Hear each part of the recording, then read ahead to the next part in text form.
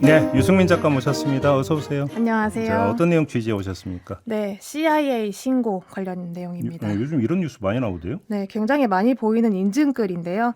탄핵 촉구 성명을 발표했던 봉준호 감독, 그리고 집회 무대에 올랐던 가수 이승환 씨, 또 집회 참가자들을 위해서 선결제를 하겠다던 가수 아이유와 소녀시대 유리, 그리고 뉴진스까지 이 탄핵을 지지하거나 탄핵 집회를 지원한 연예인을 신고하겠다, 반미주의자로 신고를 해서 미국의 입국을 막아버리겠다라는 취지입니다. 네. 과연 이 신고가 실효성이 있을지 취재해봤습니다. 한번 볼까요? 네. 신고는 어떻게 하는데요, CIA에? 이 홈페이지에 들어가면 제보센터, 어떤 고객센터처럼 제보 창구가 따로 마련이 되어 있습니다. CIA 홈페이지에? 네, 홈페이지에 보면 그 유형이 여러 가지가 있는데 그 가운데 정보 혹은 협박이라고 되어 있는 부분이 있습니다. 그 항목을 클릭을 하면 CIA 혹은 외국에 대한 정보 수집에 도움이 될 수 있는 내용이라면 신고를 해달라라고 적혀 있는데요. 네. 여기에 이제 사람들이 신고를 하는 겁니다. 사실 방법 자체는 어렵지 않고요. 이메일과 연락처, 이름을 기재하고 내용을 약 2,500자 분량으로 적어서 제출을 하면 신고가 끝납니다. 예. 또 한 누리꾼이 이제 나는 이렇게 신고했다라고 인증을 한 내용이 보도를 많이 통해서 나오기도 했는데요. 살펴보면 이 자유민주주의를 위협하는 북한 그리고 중국, 러시아와의 외교 관계를 불안정하게 만든다라는 이유로 윤 대통령을 탄핵하려고 하고 있다. 탄핵에 동의하고 있는 이들을 조사해달라라고 적는 식입니다. 이게 끝이고요. 네. 여기서 이 자유민주주의의 위협이라던가 이 북한, 중국, 러시아와의 외교 관계라는 단어에 미국이 반응할 거다라고 보고 있는 거죠. 이 대통령이 계엄령을 선포했을 때 그 이유로 밝혔던 게 뭐 한국의 국가 안보와 국정 운영을 위협하고 있다. 그렇기 때문에 우리가 자유민주주의를 지켜야 한다.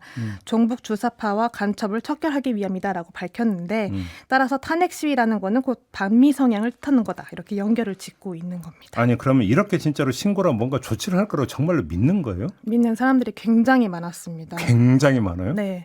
왜냐하면 또 최근에 미국이 반미 세력에 대한 어떤 입국 혹은 비자 발급이 까다로워졌다는 설이 돌면서 예. 탄핵 집회에 참가를 할 경우 신고를 당하면 입국 금지를 당한다라는 주장에도 힘이 실리고 있는 건데요.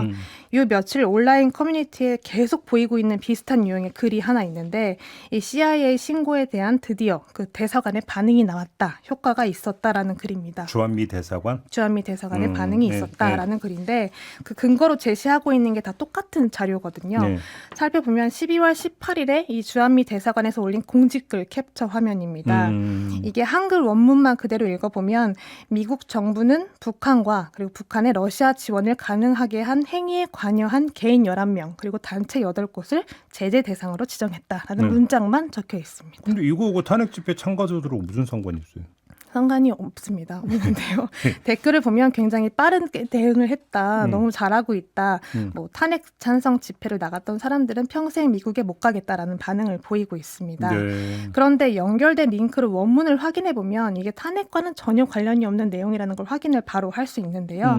뭐 특히 2024년 10월 31일 그리고 11월 5일에 그러니까 미 대선 직전에 북한의 단거리 탄도 미사일 발사한 내용이 있었고 또 북한의 러시아 전쟁 파병 그리고 미사일과 탄약 제공에 가담한 단체와 개인을 제재하겠다라는 내용이거든요. 네. 이 제재 대상 중에 개인의 실명도 2명이 등장을 했는데 네. 림용남 씨와 김연희 씨 부부관계인데요.